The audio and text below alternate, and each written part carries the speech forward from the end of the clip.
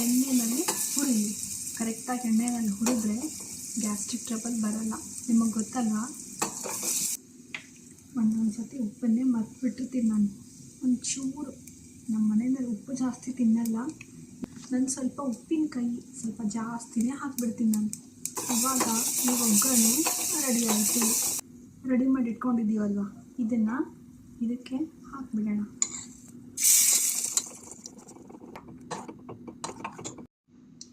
ಈ ಜಾರಿಗಂತೂ ಎಷ್ಟೊಂದು ಅಂದ್ಕೊಂಡಿದೆಯಲ್ಲ, ಅದಕ್ಕೆ ಒಂದು ಸ್ವಲ್ಪ ನೀರು ಹಾಕಿ ಸ್ವಲ್ಪ ಈ ಜಾರನ್ನ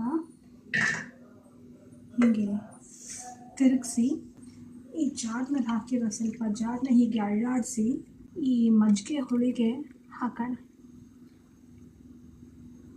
ಸ್ವಲ್ಪ ತಿರುಗಿಸ್ಬಿಡೋಣ. ಇದು ಕರೆಕ್ಟಾಗಿ ಬೈಂಡಿಂಗ್ ಆಗುತ್ತೆ. ಕಲರ್ ನೋಡಿ ಎಷ್ಟು ಚೆನ್ನಾಗಿ ಬಂದಿದೆ. ಸೌತೆಕಾಯಿ ಹುಳಿ. ಇದಕ್ಕೆ ಇನ್ನೊಂದು ಐಟಮ್ ಮರ್ತಿದ್ದೀನಿ, ಕೊತ್ತಂಬರಿ ಸೊಪ್ಪು ಹಾಕಿಲ್ಲ. ನಾನು ಯಾವುದೇ ಅಡುಗೆ ಮಾಡಿದರೆ ಕೊತ್ತಂಬರಿ ಸೊಪ್ಪು ಹಾಕಿದೆ ಅದು ಅಡುಗೆ ಕಂಪ್ಲೀಟೇ ಆಗುತ್ತೆ. ಕೊತ್ತಂಬರಿ ಸೊಪ್ಪನ್ನು ಇದ್ರ ಮೇಲೆ ಉದುರಿಸೋಣ. ನಮ್ದು ಇವತ್ತು ಸೌತೆಕಾಯಿ ಮಜ್ಜಿಗೆ ಹುಳಿ ರೆಡಿ ಆಯಿತು. ಹೆಂಗಿದೆ ಟೇಸ್ಟ್ ಮಾಡಿ ನೋಡ್ಲಾ?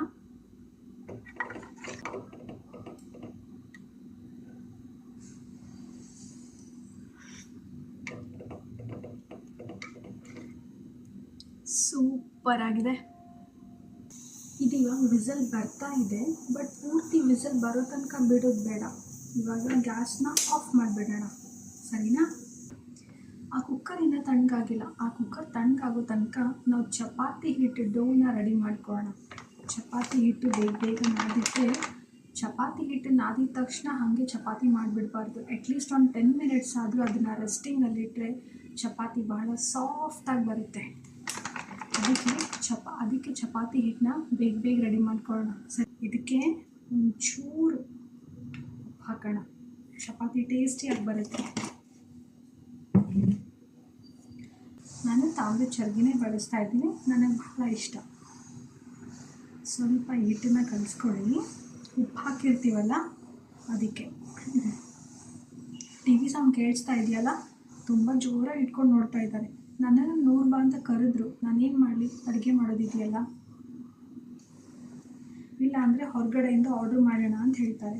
ಹೊರಗಡೆ ಅಂದರೆ ಸ್ವಲ್ಪ ಅವಾಯ್ಡ್ ಮಾಡ್ತೀನಿ ನಾನು. ಏನು ಬೇಕೋ ಆದಷ್ಟು ಮನೆಯಲ್ಲೇ ಮಾಡ್ಕೊಂಡು ತಿನ್ಲಿಕ್ಕೆ ಟ್ರೈ ಮಾಡ್ತೀನಿ. ಆಲ್ಮೋಸ್ಟ್ ಆಲ್ ನನಗಂತೂ ಅಡುಗೆ ಅಂದರೆ ಭಾಳ ಇಷ್ಟ. ಮನೆಯಲ್ಲಿ ಆಲ್ಮೋಸ್ಟ್ ಆಲ್ ಎಲ್ಲ ಥರದ ಅಡುಗೆನೂ ಮಾಡ್ತೀನಿ. ನೂಡಲ್ಸ್ ಕೇಳಿದಾಗ ನೂಡಲ್ಸ್ ಮಾಡ್ತೀನಿ. ಚಪಾತಿ, ಅವಲಕ್ಕಿ, ನಮ್ಮ ಕಡೆ ಜೋಳದ ರೊಟ್ಟಿ ಮಾಡ್ತಾರೆ, ಅದನ್ನು ಮಾಡ್ತೀನಿ. ಆದರೆ ಜೋಳದ ರೊಟ್ಟಿ ಮಾತ್ರ ಬಿಸಿ